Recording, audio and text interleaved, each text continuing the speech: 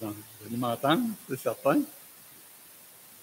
Bon, bonjour, ça me fait plaisir d'être avec vous pour pouvoir apporter la parole. C'est la deuxième fois que je viens prêcher ici. La dernière fois, c'était quoi, il y a 3 ans, je crois. Et maintenant, je suis avec vous. Alors, ça me fait vraiment plaisir d'avoir ce privilège d'apporter la parole. C'est toujours un petit peu, toujours un petit peu anxieux. La parole, c'est important. Et ça me permet justement de verser, d'entendre, d'écouter ce que le Seigneur m'a porté sur mon cœur, de pouvoir venir vous partager cet après-midi. Le texte que j'ai pris aujourd'hui, c'est un défi, parce que c'est parler de Marie. C'est pas toujours qu'on va prêcher ce texte, mais pour moi, j'aime ça relever des défis. Je pense que toute la parole doit être prêchée. Alors, pour moi, c'est une façon aussi d'étudier profondément, de voir vraiment ce que le Seigneur veut nous apprendre. Alors, le texte que j'ai pris, c'est le Luc 1, 39 à 56.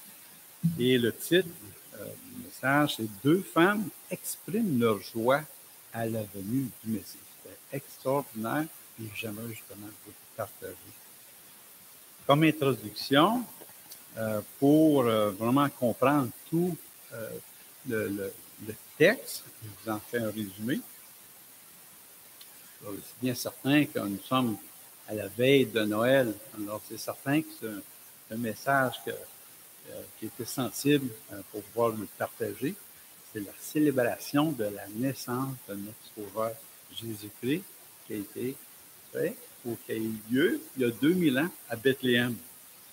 Alors, nous allons fixer notre regard sur deux futures mamans, Marie et sa cousine Élisabeth, qui vivent chacune un enfantement et se préparent à une naissance. Cet épisode de la rencontre de Marie et Élisabeth que raconte Luc est un des plus beaux textes de tout son évangile de Luc. Alors, brièvement, pour faire un résumé, donc dans l'évangile de Luc, chapitre 1, 5 à 25, des anges annoncent la naissance de Jean-Baptiste, qui est le prophète du Très-Haut, versets 5 à 25. Alors, verset 5 dit, il y avait un sacrificateur nommé Zacharie de la classe d'Abia. Sa femme était d'entre les filles d'Aaron, elle s'appelait Élisabeth. Tous deux étaient juste devant Dieu. Un ange apparut et dit, au verset 13, Zacharie, car ta prière est exaucée, ta femme Élisabeth t'enfantera un fils et tu lui donneras le nom de Jean. Verset 14, il sera pour toi un sujet de joie et d'allégresse. Et plusieurs se réjouiront de sa naissance, car il sera grand devant le Seigneur. Verset 22. Quand Zacharie sortit du temple, de l'autel du temple, il ne put parler, il était muet. Et il comprit qu'ils avaient eu une vision dans le temple. Alors, il leur faisait des signes et il resta muet. Verset 23, lorsque ses jours de service furent écoulés, il s'en alla chez lui. Quelque temps après, Élisabeth, sa femme, devint enceinte de se cacha pendant 5 mois, disant, c'est la grâce que le Seigneur m'a faite quand il a jeté les yeux sur moi pour ôter mon opprobre parmi les hommes. Dans l'Évangile de Luc, chapitre 1, 26 à 38, des anges annoncent la naissance de Jésus, le Fils du Très-Haut, versets 26 à 38. Et au 6e mois, l'ange Gabriel fut envoyé par Dieu dans une ville de Galilée appelée Nazareth, auprès d'une vierge fiancée à un homme de la maison de David nommé Joseph. Le nom de la vierge était Marie. L'ange entra chez elle et dit, « Je te salue, toi à qui une grâce a été faite, le Seigneur est avec toi. » Un point important dans le récit de l'Annonciation, il faut reconnaître que Marie reçoit une grâce et non qu'elle est une source de grâce. Très important. Malheureusement, il y en a qui en ont fait une sainte, mais ce n'est pas ce que le texte dit. Alors l'ange lui dit, ne crains point, Marie, car tu as trouvé grâce devant Dieu. Luc 1, 31 à 33. Et voici, tu deviendras enceinte et tu enfanteras un fils. Et tu lui donneras le nom de Jésus. Il sera grand et sera appelé Fils du Très-Haut. Et le Seigneur Dieu lui donnera le trône de David, son père. Il régnera sur la maison de Jacob éternellement et son règne n'aura point de fin. Marie dit à l'ange, comment cela se fera-t-il, puisque je ne connais point d'homme? L'ange lui répondit, le Saint-Esprit viendra sur toi et la puissance du Très-Haut te couvrira de son ombre. C'est pourquoi le Saint-Enfant qui naîtra de toi sera appelé Fils de Dieu. Donc, voici Élisabeth, ta parente, a conçu elle aussi un fils en sa vieillesse, et celle qui était appelée stérile est dans son 6e mois. Car rien n'est impossible à Dieu. Marie dit, je suis la servante du Seigneur, qu'il me soit fait selon ta parole, et l'ange les quitta. Alors, ces deux futures mamans vont vivre une expérience de rencontre qui les dépasse. Donc, avant de prendre notre texte, Alors, merci Seigneur, j'aimerais te remercier pour ta grâce infinie, ta miséricorde, ton amour envers nous comme pécheurs. Nous voulons, Seigneur, à l'approche de Noël, se rappeler que ton Fils est venu sur la terre comme un simple homme pour venir nous sauver. Il s'est donné pour nous comme un serviteur. Remplis nos cœurs, Seigneur, d'ardeur pour toi et que l'on soit reconnaissant pour toutes choses. Nous voulons faire l'expérience de ton amour qui jaillit en nous et dans tous ceux que nous rencontrons chaque jour. Dispose nos cœurs, Seigneur, cet après-midi et bénis la parole qui sera exposée. Dans ton péché, nom, Seigneur Jésus, je te prie.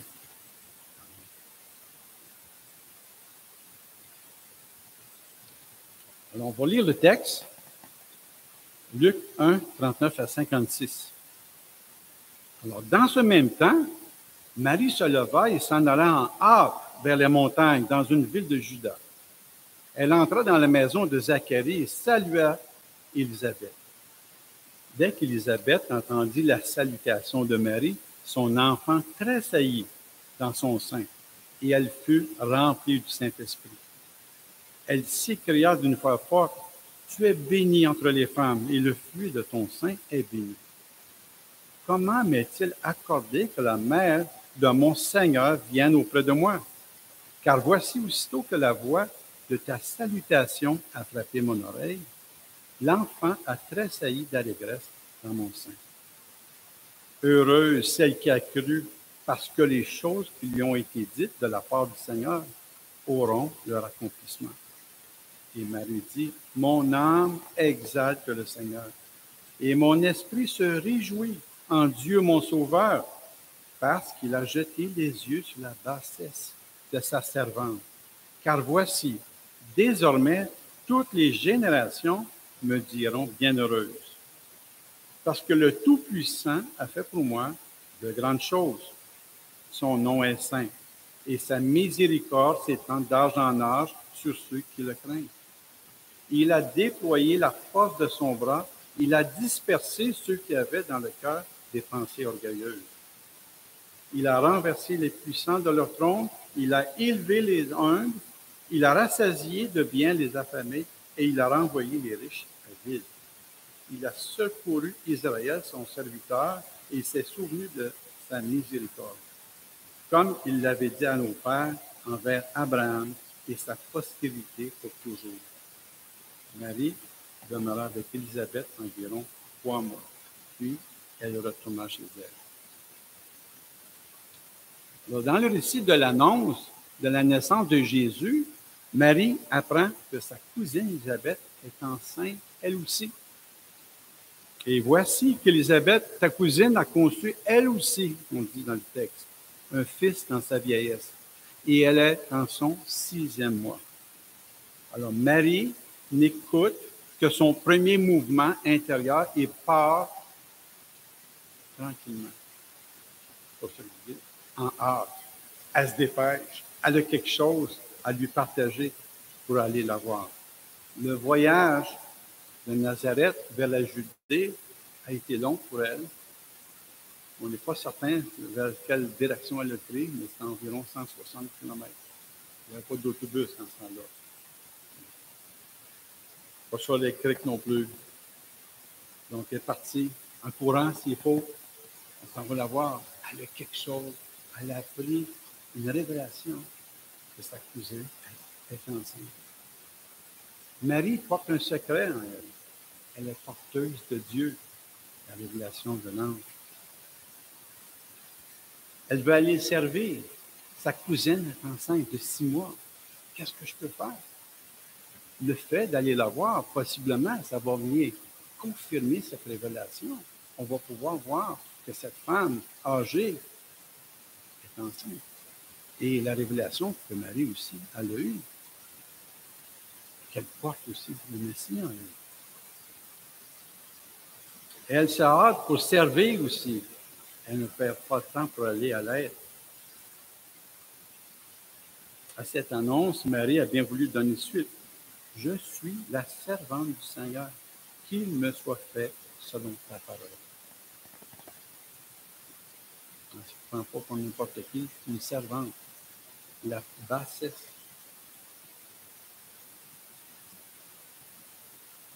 Alors, elle vient de recevoir une nouvelle extraordinaire qu'elle sera aussi enceinte. Alors, comment vérifier? Alors, c'est d'aller voir sa cousine. Allons partager ensemble, afin qu'on puisse se réjouir et confirmer cette bonne nouvelle. Est-ce que vous avez déjà eu dans votre vie, j'imagine que oui, une annonce extraordinaire? Comment ça a été votre réaction? Peut-être la naissance espérée ou voulue aussi d'une naissance. Peut-être d'un mariage. Une proposition, enfin. Mon époux, mon copain, mon conjoint. Ou peut-être un travail, un nouveau poste. Ou peut-être une augmentation de salaire, on a besoin. Quel extraordinaire, des belles nouvelles. On se réjouit. On a hâte de le partager. Prendre notre téléphone, on appelle rapidement tous nos amis. On fait le tour. Ou peut-être au niveau de la santé, on a eu de belles nouvelles. On a eu une guérison. On a plus de cancer. Les traitements ont réussi. C'est pas extraordinaire. On se réjouit devant de telles réactions. C'est normal, c'est humain. Mais davantage pour eux, pour ces deux femmes qui reçoivent une révélation. Un ange vient révéler qu'il porte compte de deux naissances importantes qui vont avoir un impact sur le restant de la vie. On veut la partager. Alors, Marie, on voit l'action du Saint-Esprit. Il la pousse rapidement. Le Saint-Esprit la pousse rapidement, en hâte, pas tranquillement, à la hâte de partager. Verset 39. Dans ce même temps, Marie se leva et s'en alla en hâte vers les montagnes dans une ville de Juda. Elle entra dans la maison de Zacharie et salua Élisabeth. Alors, cette joie est confirmée par Élisabeth. Deux femmes se saluent sur le seuil de la nouvelle alliance. Élisabeth est vieillissante et Marie est encore jeune. On est sur le seuil de voir un changement dans les années, dans ce temps-là qui venait. Ils ont en commun une espérance dans leur maternité qui va se réaliser, mais surtout le fait que leur maternité les engage tout entière dans le plan de Dieu et que leurs deux enfants sont des enfants de l'impossible. Élisabeth était stérile, elle était vieille. Et Marie, qui était vierge, n'a jamais connu d'homme et enceinte aussi. Tous deux témoignent dans leur chair que rien n'est impossible à Dieu. Mais quelle différence entre les deux bébés qu'elle porte? Marie, qui salue la première, est la servante porteuse qu'on appelle le Fils du Très-Haut. Mais dès que le son de sa voix parvient à Élisabeth, celle-ci sent son enfant tressaillir dans son sein. En fait, il n'y a rien d'extraordinaire lorsqu'on voit, lorsque le bébé, au bout de 6 mois, commence à bouger. Mais l'Esprit Saint, qui fait irruption en elle, lui dévoile la portée symbolique de ce mouvement de l'enfant au moment même de l'arrivée de Marie. Pas n'importe quand, à cet instant même. Souvent, on peut penser comme ça. Oh, ça devait arriver. Ou telle chose. Non, des fois, on se demande, il faut être alerte, il faut être ouvert. Le Saint-Esprit nous révèle des choses par la parole. Il faut être à l'écoute. Il faut être vraiment sensible. Verset 41. Dès qu'Élisabeth a entendu la salutation de Marie, son enfant tressaillit dans son sein et elle fut remplie du Saint-Esprit. Et elle ajoute ensuite, verset 44, car voici, aussitôt que la voix de ta salutation a frappé mon oreille, l'enfant a tressailli d'allégresse dans mon sein. Le tressaillement de l'enfant, il a une définition que j'ai chercher, c'est un ensemble de secousses musculaires qui agit brusquement le corps sous l'effet d'une émotion vive ou d'une sensation inattendue. Possiblement, vous avez déjà vécu ça. Comment on réagit? On vient tout à l'envers. On est bousculé dans notre corps. Et on peut comprendre cette joie, cette exaltation pour ces deux femmes. Ces deux femmes comprenaient très bien les Écritures aussi. Elles les avaient lues. Et pour comprendre le ministère de Jésus, Malachie n'est pas considéré par le Nouveau Testament comme le dernier prophète à avoir parlé avant la venue du Messie. Non. Jésus lui-même déclare que l'ultime prophète n'est autre que Jean-Baptiste. Matthieu 11. Car tous les prophètes et la loi ont prophétisé jusqu'à Jean. La prophétie forme ainsi pour lui la ligne de continuité la plus importante entre l'Ancien et le Nouveau Testament. Il annonce la venue du Christ et prépare les voies du Seigneur. C'est lui, Jean-Baptiste, qui le premier reconnaît comme tel son cousin, Jésus de Nazareth, et le baptise dans le Jourdain. Élisabeth, dans un grand cri, annonce que l'Esprit vient de lui révéler, et son cri est une double bénédiction. Tu es bénie entre les femmes, et le fruit de ton sein est béni. Elle a compris en un éclair le temps d'un cri, et tout de suite, elle situe à sa belle place. Elle, l'ancienne ou la plus vieille, on peut le considérer, devant la jeune mère du Messie. Comment m'est-il accordé que la mère de mon Seigneur vienne auprès de moi? Verset 43.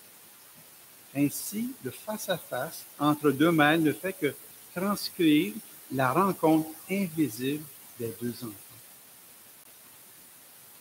Tout s'accomplira selon la promesse. Le Christ est venu, il vit, il reviendra. Il est venu dans l'humilité. Il vient dans l'intimité et reviendra glorieux. Amen. Cette espérance qu'on peut avoir, on sait que c'est élevé, on attend son retour. À nous maintenant de savoir nous étonner ce que Dieu fait. À nous de redire avec la surprise d'Élisabeth, d'où me vient ce bonheur que vient jusqu'à moi la mère de mon Seigneur? Heureuse celle qui a cru, au verset 45, parce que les choses qui lui ont été dites de la part du Seigneur auront leur accomplissement. Cette joie est exprimée par Marie, qu'on appelle le Magnificat. Tu as sûrement entendu parler. Ça vient d'un titre couramment donné dans le Cantique de louange de Marie, vient dans la version latine de la Bible, dans la Vulgate, proprement dit, qui veut dire Magnificat anima mea dominum. J'ai fait un petit peu de latin, mais c'est pas grave, qui veut dire elle célèbre mon âme, le Seigneur. Cette louange est la confirmation par Élisabeth du message de l'ange Gabriel, à savoir qu'elle a été choisie pour mettre au monde le Fils de Dieu. Ce cantique est très proche de la prière d'Anne en Samuel 2, 1, 10. Tous les manuscrits grecs attribuent ce texte à la mère de Jésus. Seuls trois manuscrits en latin mentionnent Élisabeth pour ce texte, au lieu de Marie. Peut-être c'est là la confusion, mais selon les experts, je dirais, ils ont décidé que c'est le texte de Marie. Alors, ce poème est le point culminant de toute la section, mais en plus, le cantique lui-même est bâti sur le mode crescendo, en montant. Pour les musiciens, je pense qu'on utilise beaucoup ce thème-là. Donc, maintenant, on voit le texte. Il est composé de 4 strophes décrivant.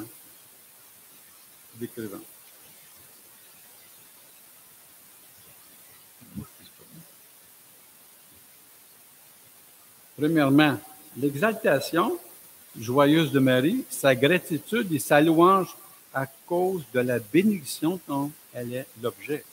Mon âme exalte le Seigneur et mon esprit se réjouit en Dieu mon Sauveur, parce qu'il a jeté les yeux sur la bassesse de sa servante. Car voici désormais, toutes les générations me diront bienheureuse. Ensuite, on peut voir le caractère de Dieu et sa grâce à l'égard de tous ceux qui le révèrent. Parce que le Tout-Puissant a fait pour moi de grandes choses. Son nom est saint et sa miséricorde s'étend d'âge en âge sur ceux qui le craignent. Il a déployé la force de son bras, il a dispersé ceux qui avaient dans le cœur des pensées orgueilleuses. Avec qui, je ne sais pas, je s'approcher. Troisièmement, sa souveraineté, son souci particulier d'être humble. Il a renversé les puissants de leur trône. Il a élevé les humbles. Il a rassasié de biens les affamés. Il a renvoyé les riches à vide. Et la quatrième strophe, sa bonté à l'égard d'Israël. Il a secouru Israël, son serviteur, et s'est souvenu de sa miséricorde, comme il avait dit à nos pères, envers Abraham et sa postérité pour toujours. Alors, ce poème, ou cette hymne, si on peut dire, est une description de la délivrance messianique de Dieu. Et on peut en faire ressortir 5 points importants. Tout d'abord, la pleine connaissance de l'Écriture que cette hymne présente. On pense surtout au cantique de Anne, dans le livre de Samuel, 1 Samuel 2, 1, 10, qui ressemble énormément. C'est évident que Marie connaissait ce texte. Et ainsi, grâce à l'abondance de son cœur, sa bouche parlait. Elle exprimait ses sentiments dans le langage de l'Écriture qu'elle a appris. Poussée par le Saint-Esprit à éclater en louange. Elle choisit un langage à elle que le Saint-Esprit avait déjà consacré et utilisé. Efforçons-nous chaque année que nous vivons de nous familiariser plus profondément avec l'Écriture. Étudions-la, cherchons, creusons, méditons, jusqu'elle nous habite du chemin. Comme ça, lorsque des événements arrivent, on peut louer plus facilement le Seigneur. On se rappelle les bénédictions, on se rappelle ce que la Bible veut nous révéler. Que la parole de Christ habite parmi vous abondamment. instruisez-vous, exhortez-vous les uns les autres en toute sagesse, par des psaumes, par des hymnes, par des cantiques spirituels, chantant Dieu dans vos cœurs sous l'inspiration de la grâce. Travaillons en particulier aussi à nous familiariser avec les parties de la Bible, comme par exemple le livre des psaumes, qui décrivent l'expérience des saints d'autrefois. David écrit des très beaux textes qui nous touchent dans différentes situations de notre vie, dans la détresse ou dans la joie. On peut se référer. Et c'est un réconfort aussi. On a de la peine, de la tristesse, une joie, un encouragement. Toutes les situations de la vie, on peut les retrouver dans la Bible. On peut saisir chaque pour peut-être pour nous, aussi peut-être pour d'autres, pour encourager d'autres chrétiens ou des proches. On vit toutes des périodes difficiles ou joyeuses. Que tout ce qu'on fait, qu'on dise, ce soit toujours pour la gloire de Dieu. Elle nous fournira le langage le meilleur et le plus approprié à la fois pour l'expression de nos désirs. La connaissance de la Bible, le temps consacré à une telle étude n'est jamais mal dépensé. Lorsque je fais des études, lorsque je fais des prédications, le temps que je mets, ça m'enrichit. Des fois, peut-être plus que vous, parce que je prends le temps, je lis, je réfère, je regarde, je médite. Même chose pour vous. Prenez le temps. C'est une source. C'est une source importante pour nous, pour nos cœurs. Deuxièmement, dans cette hymne de louange, la profonde humilité de Marie. Comme on dit, elle ne se prend pas pour un autre. Celle qui a été choisie de Dieu avec le grand honneur d'être la mère du Messie, parle de sa propre basse condition. Il reconnaît qu'elle a besoin d'un sauveur. Jamais elle ne se considère comme une personne sans péché ou immaculée. Au contraire, elle utilise le langage de celui qui a été enseigné par la grâce de Dieu. Alors, imitons cette même humilité de la mère de notre Seigneur. Comme elle, soyons humbles à nos propres yeux et ne pensons pas à nous-mêmes. L'humilité est la plus haute grâce qui puisse orner le caractère chrétien. Malheureusement, aujourd'hui, je trouve beaucoup de manque d'humilité. Chacun pour soi. Puis on est toujours meilleur que les autres.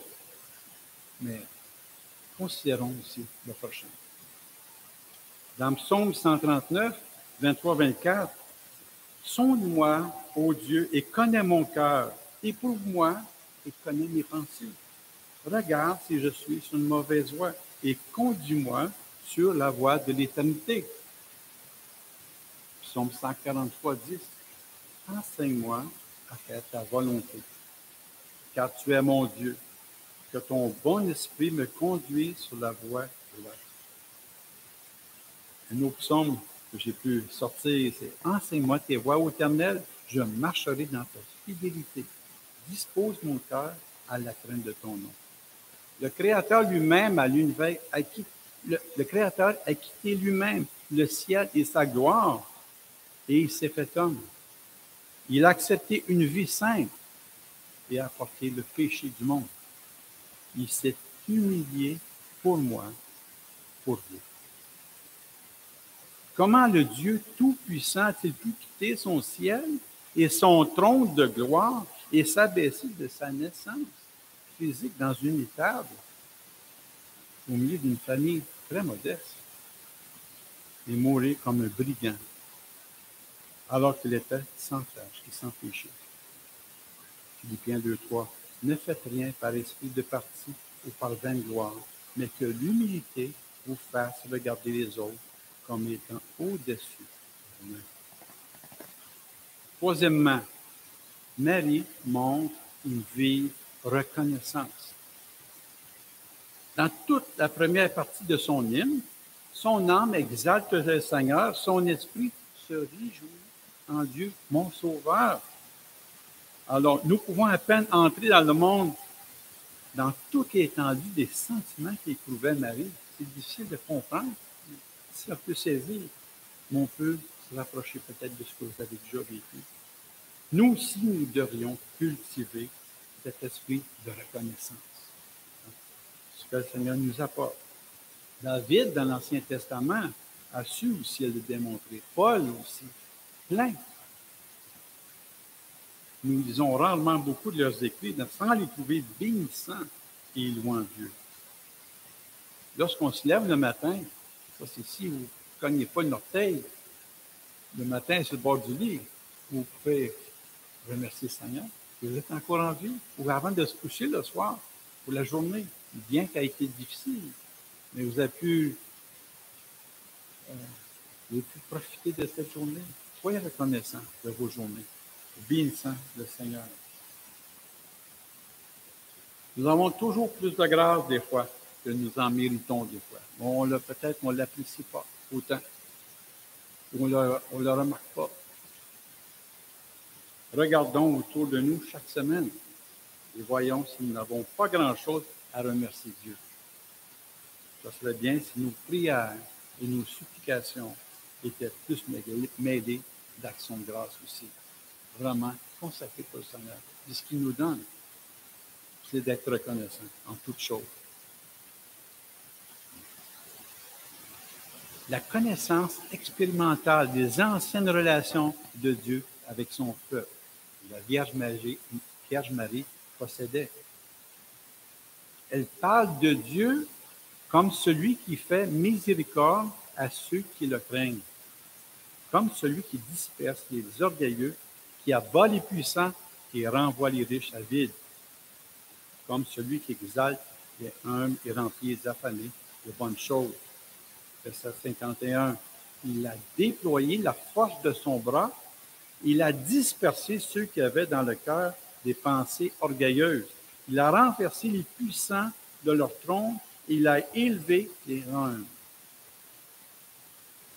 C'est la grande puissance de Dieu qui est aussi représentée par son doigt dans le livre, ou par sa main. Et sa puissance suprême, c'est son bras. Elle a parlé sans aucun doute en souvenir de l'histoire de l'Ancien Testament. Elle se rappela comment le Dieu d'Israël avait renversé Pharaon, ou les Cananéens, et les Philistins, ou tous les autres peuples. Dieu a toujours vaincu. Il a toujours fait ce qu'il a promis.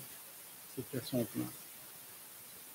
Marie se rappelle aussi comment Dieu avait exalté Joseph, Moïse, Samuel, David, Esther, il y en a plein, Daniel. Et il n'avait jamais permis que son peuple choisi soit complètement détruit. Il a fait toujours un reste.